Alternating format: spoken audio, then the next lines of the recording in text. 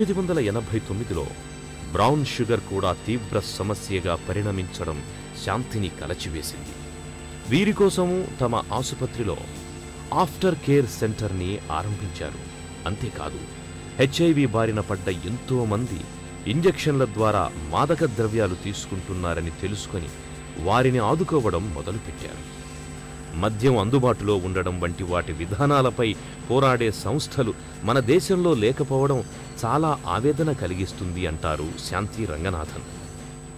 With regard to tobacco control, the passive smokers who are affected by the పొగాకు తాగడం విపరీతంగా పెరిగిపోయింది.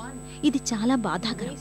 చిన్న పిల్లల నుండి వృద్ధుల వరకు ప్రతి ఒక్కరూ పొగాకు తాగుతున్నారు, అది కూడా బహిరంగ ప్రదేశాల్లో. ఇదెక్కడి న్యాయం? ఎవరో కాల్చిన పొగాకు వాసనలు పీల్చి అమాయకులు ఎందుకు వ్యాధులకు గురి కావాలి? వీటిపై ప్రభుత్వాలకు చిత్తశుద్ధి లేదు. దీని మూలంగా ఎంతటి భయంకర వ్యాధులకు గురవుతారో తెలిసి కూడా ఆ ధూమపానాన్ని ప్రోత్సహించడం క్షమించరాని విషయం. ఇలాంటి వారిని ప్రజలే ఎప్పటికప్పుడు నిలదీస్తే పరిస్థితి కొంతైనా చక్కబడుతుందని అనుకుంటాను.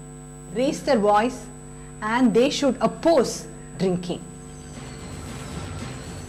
50 ఏళ్ల వయసులో community approach of treatment for alcoholism అనే అంశంపై పిహెచ్డి కూడా పూర్తి చేశారు. 13-14 ఏళ్ల వయసులోనే పిల్లలు తొలిసారి మద్యం రుచి చూస్తున్నారని, 25 ఏళ్లొచ్చేసరికి ఇదో అలవాటుగా మారుతోందని ఆందోళన వ్యక్తం చేస్తారు శాంతి. 30 years back, no one ever knew addiction is a disease.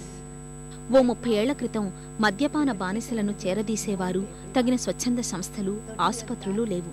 నిజానికి మద్యం సేవించడం ఓ వ్యాధి. ప్రస్తుతం ఈ తాగుడు వ్యాధికి చికిత్సలు ఎన్నో ఉన్నాయి.